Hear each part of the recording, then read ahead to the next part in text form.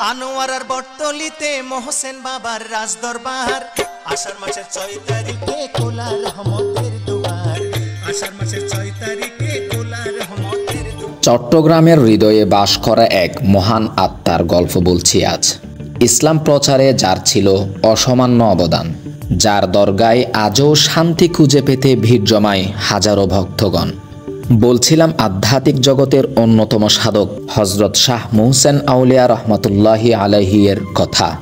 আজ ঐতিহাসিক 6ই আষাঢ়, হজরত শাহ মুহসেন আউলিয়া রহমতুল্লাহি আলাইহি এর উরস মুবারক। আজকের এই প্রতিবেদনে এই মহান ব্যক্তির জীবন থেকে নেয়া এমন কিছু তথ্য আপনাদের সম্মুখে উপস্থাপনা করব, যা আমাদের সবার জানা উচিত।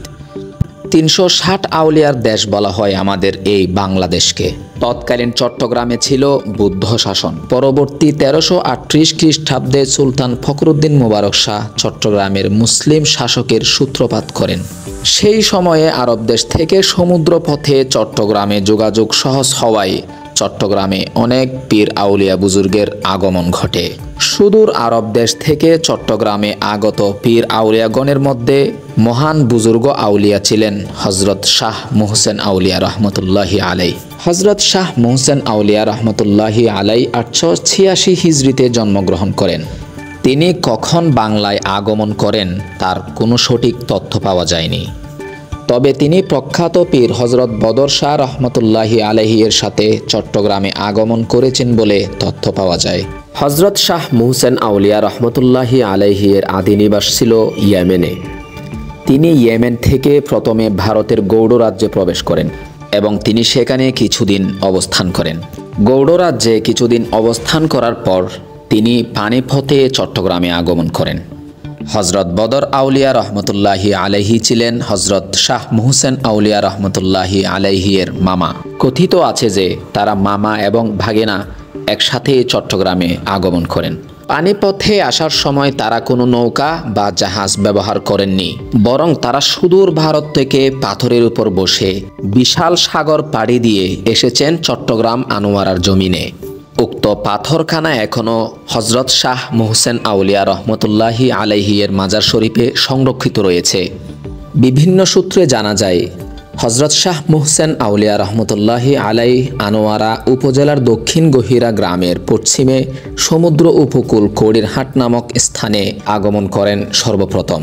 গহিরা উপকূল থেকে প্রায় 8 মাইল পশ্চিমে বঙ্গোপসাগরের তীরে ছিল কড়িরহাট। সেই কড়িরহাটে হজরত শাহ মুহসেন আউলিয়া এবং হজরত শাহ বদর আউলিয়া রহমতুল্লাহি আলাই সাময়িকভাবে অবস্থান করেছিলেন এবং সেখানে তাদের আস্তানাও গড়ে তুলেছিলেন। পরবর্তীতে সময়ের বিবর্তনে সেই কড়িরহাটটি সাগরে বিলীন হয়ে যায়। কড়িরহাট থেকে হজরত শাহ মুহসেন আউলিয়া এবং হজরত বদর আউলিয়া রহমতুল্লাহি আলাই কর্ণপুলের উত্তর পাড়ে চলে আসেন। হজরত শাহ বদর আউলিয়া রহমতুল্লাহি আলাই আজকের চট্টগ্রামের চেরাগি পাহাড় নামক স্থানে ছাঠি জ্বালিয়ে অবস্থান গ্রহণ করেছিলেন।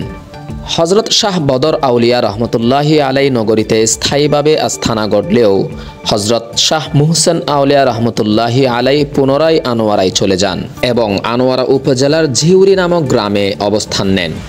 বাংলাদেশ সুফি সাধক গ্রন্থে লিখিত আছে যে হজরত শাহ মুহসেন আউলিয়া রহমতুল্লাহি আলাইহি এর কোনো পুত্র সন্তান নেই। বাংলাদেশে আগমনের পূর্বে তার একমাত্র কন্যা নূরজাহানের সাথে ভাতুষপুত্র শাহ সেকান্দরের বিয়ে দিয়েছিলেন। পরে তাদেরকে সেখানে রেখে হজরত শাহ মুহসেন আউলিয়া রহমতুল্লাহি আলাইহি চট্টগ্রামে এসেছিলেন। তার কন্যা নূরজাহান ও জামাতা সেকান্দর পরে মুহসেন আউলিয়া রহমতুল্লাহি আলাইহি এর খুঁজে চলে আসেন আনোয়ারার ঝিউরি গ্রামে। তারাও হজরত মুহসেন আউলিয়া রহমতুল্লাহি আলাইহি এর সাথে সেখানে বসবাস করতে শুরু করেন। হজরত শাহ মুহসেন আউলিয়া রহমতুল্লাহি আলাইহি ছিলেন একজন অলৌকিক শক্তির অধিকারী। তার অলৌকিক শক্তি বা কারামত সকল মানুষকে মোহিত করত।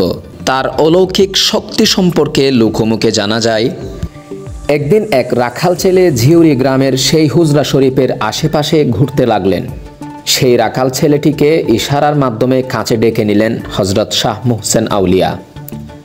তার সাথে কথা বলতে গিয়ে জানতে পারলেন সেই ছেলেটি বুবা। পরে ওই বুবা ছেলেটির মুখে হাত বুলিয়ে দিলেন হজরত মুহসেন আউলিয়া। সঙ্গে সঙ্গে ছেলেটি কথা বলতে শুরু করলেন। তিনি ছেলেটিকে বলেছিলেন, যাও তোমার মাতা পিতাকে ডেকে নিয়ে আসো। ছেলেটি তার বাড়িতে গেল। ছেলেটির মুখে কথা বলা দেখে তার পিতামাতা রীতিমতো হতভম্ব হয়ে গেল। এরপর তারা এবং তার প্রতিবেশীরা মিলে শাহ মুহসেন আউলিয়া রহমতুল্লাহি আলাইহি এর কাছে কৃতজ্ঞতা প্রকাশ করেন এবং ঝিউরি গ্রামে সুন্দরভাবে থাকার ব্যবস্থা করে দেন। এরকম অসংখ্য অলৌকিক ঘটনা ঘটিয়েছিলেন হজরত শাহ মুহসেন আউলিয়া। তার এরূপ কারামত দেখে সে সময় দলে দলে তার কাছে এসে সবাই ইসলাম ধর্ম গ্রহণ করেছিলেন। তিনি দীর্ঘ সময় চট্টগ্রামে অবস্থান করে ব্যাপকভাবে ইসলাম প্রচার করেছিলেন। হজরত মুহসেন আউলিয়া রহমতুল্লাহি আলাই দীর্ঘদিন ধরে ইবাদত রিয়াজতে মগ্ন ছিলেন। এভাবে ইবাদত করতে করতে অন্তিম সময় ঘনিয়ে এলে 985 হিজরি বাংলা মাসের 6ই আষাঢ় তিনি আল্লাহর সান্নিধ্যে স্থায়ীভাবে জান্নাতবাসী হন। ইন্তিকালের পর তাকে সেই জিউরি গ্রামেই সমাধিস্থ করা হয় এবং সেখানে তার মাজার গড়ে ওঠে। তার মাজার শরীফটি শঙ্খ নদীর তীরে অবস্থিত হওয়ায় নদী ভাঙ্গনের কবলে পড়লে হজরত শাহ মুহসেন আউলিয়া রহমতুল্লাহি আলাই তৎকালীন একজন বিশিষ্ট জমিদারকে স্বপ্নযোগে জানান যে তার মাজার শরীফ বটতলীতে হস্তান্তর করা হোক।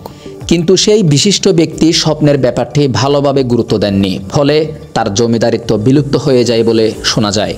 পরবর্তী পর্যায়ে বটতলীর অপর 3 ব্যক্তিকে তিনি স্বপ্নযোগে জানান, ঝিউরি গ্রামে শঙ্খ নদীর পাড়ে আমার মাজারটি ভাঙ্গা অবস্থায় আছে, পাশে একটি পাথরও আছে।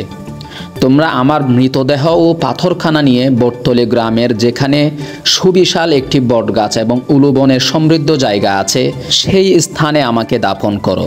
এই 3 ব্যক্তি স্বপ্নের বিষয়টি ভালোভাবে গুরুত্ব দেন এবং স্বপ্নের আদেশ অনুযায়ী তারা এই ব্যাপারে উদ্যোগ গ্রহণ করেন।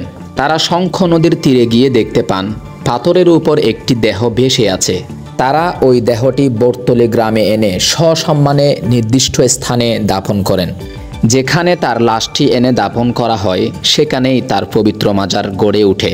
বর্তমানে শাহ মুহসেন আউলিয়া রহমতুল্লাহি আলাইহি এর মাজার শরীফটি চট্টগ্রাম শহর থেকে 25 কিলোমিটার দূরত্বে আনোয়ারা উপজেলার বটতলী ইউনিয়নের রুস্তমহাট এলাকায় অবস্থিত।